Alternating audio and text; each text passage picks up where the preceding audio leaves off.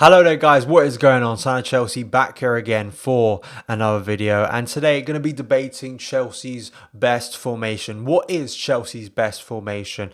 So we're going to get into that. Before I get into that topic today, just want to ask you guys to hit that subscribe button and the notification bell to make sure you never miss an upload. Yesterday was added time. I discussed a bit more about the Everton game, whether Billy Gilmour will replace Jorginho, and some more praise for Ross Barkley. So you can go and check that video out, and there'll be more videos coming up this week. Also hit that like button because today is Chelsea's 115th birthday. A big landmark. Gonna have a big landmark for this historic club, and this was the first Chelsea squad ever. This was an incredible picture in a day before registers, pivots and false nine. You just had really tight shirts and bowler hats. So that's a great picture, and there's been many classic pictures going on around today. So give the video a like for Chelsea's birthday today. But getting into the video today, because Chelsea's formation this season has been as unpredictable as the English weather. We sit here now in early March, and there still is a debate up for what is the best system for Frank Lampard to use moving forward. But considering the last two games, we might finally have a clearer answer, and that is what I'm going to get into today. This video was mostly inspired by an article by Liam Toomey from The Athletic a few weeks back. This article he posted after the Bournemouth game, where we just played a three at the back again. It was a very chaotic game, and still there was questions looming about what is Chelsea's best formation. We were so unclear, so uncertain about all of that.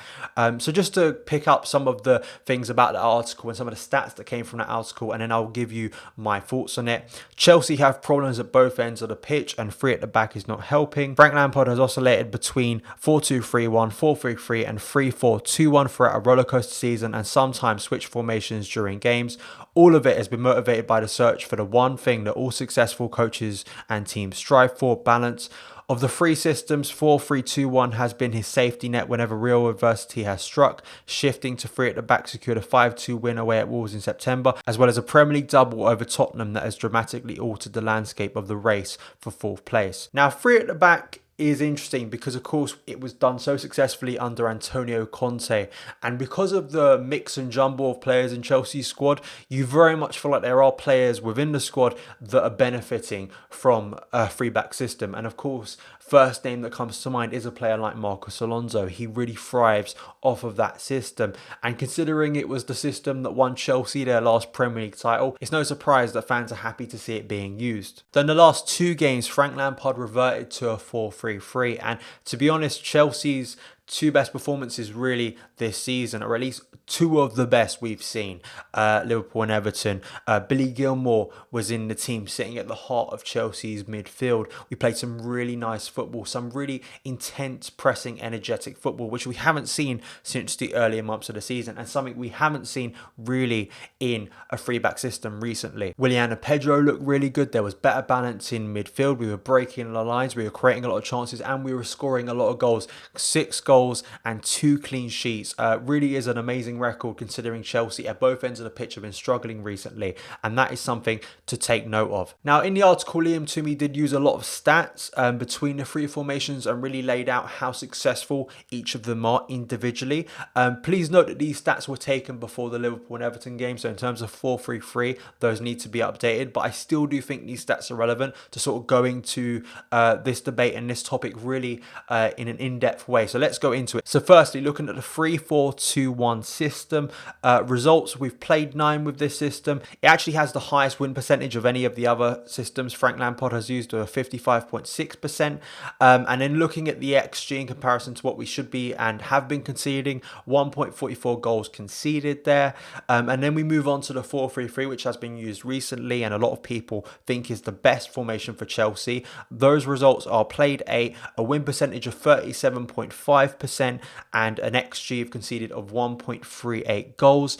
And then we move on to the 4-2-3-1, which has been played the most by Frank Lampard, which has been played 18 times, a win percentage of 44.4% and an XG of 1.5. So that of course has the most, but you have to take in consideration that has been played the most. It's interesting to me because The 4-2-3-1 and the 4-3-3, some of those games you could say we were playing either of those systems, especially with a player like Mason Mount who likes to drift sometimes centrally. But I feel like the last two games have really demonstrated, in my opinion, why I believe 4-3-3 is the system Chelsea should be pursuing. I'm not so sort of set on one formation. Of course, I'm not a coach. And of course, Lampard being a coach and looking at his players and looking what's best.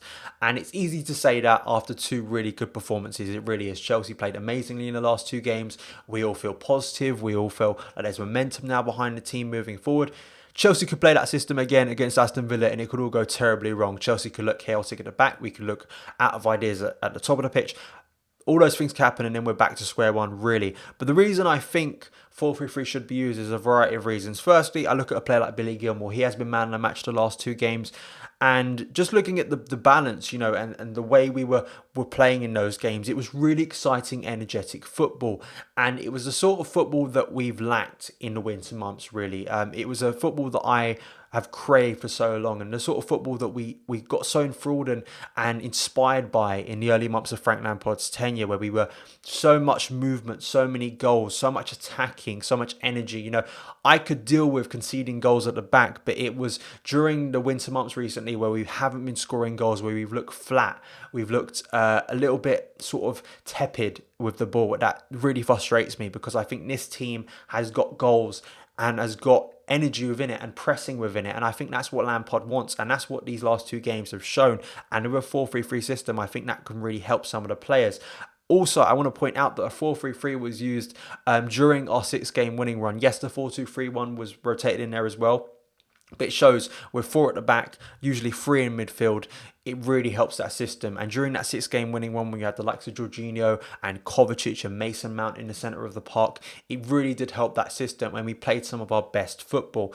So you need to point that out as well. Really, a 3-back system wasn't really used at all then, and it's only been used sparingly. So that's why that win percentage is so high, considering the others, because it hasn't been played as much, and it's been used usually when we're struggling defensively a bit more.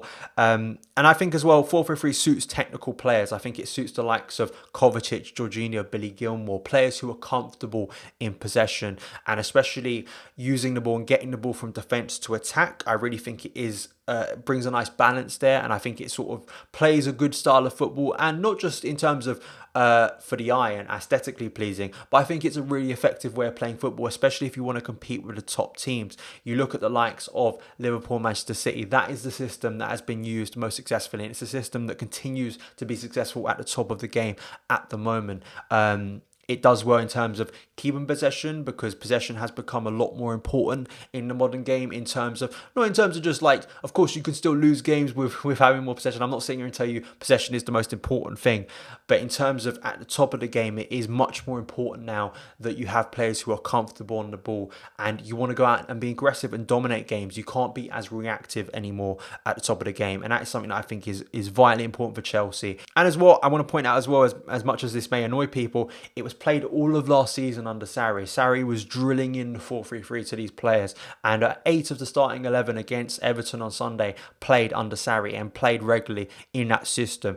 And I just think sort of throwing away all of the work that Sarri did, I think would be a little bit sort of reactive. And I think that's one of the things that I liked earlier on in Lampard's tenure, was it seemed like he was trying to sort of build on that. Of course, he's bringing in his own system and own philosophy, but he didn't want to sort of throw away all the work that had been done, especially with the likes of Jorginho and Kovacic. Of course, he's brought on, and Kovacic looks such an incredible player this year. But sort of that possession style, playing out from the back, something we haven't seen, a progressive style of football that Chelsea are still getting used to and getting better at, that I think he doesn't want to sort of disband and sort of throw away. And looking at sort of how Gilmour's changing it, and looking at a player like Mason Mount, sort of the uncertainty of where he best fits, I think especially on the left of midfield 3, he really can thrive. Like that opening goal against Everton showed, he really likes finding those pockets on the left, drifting a little bit wider, number 10, second striker, but he does like being a wider player and coming in from that area. And of course, that's where the goal stemmed from,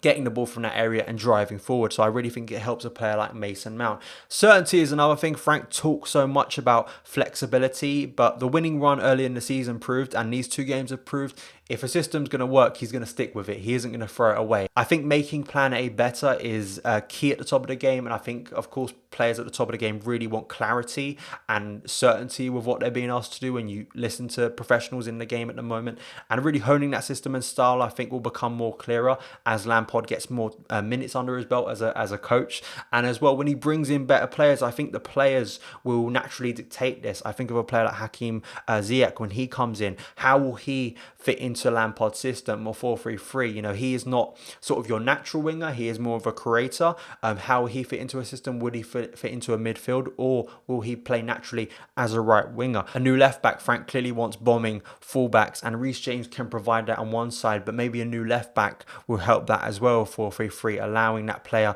to verge forward and really help out the attack.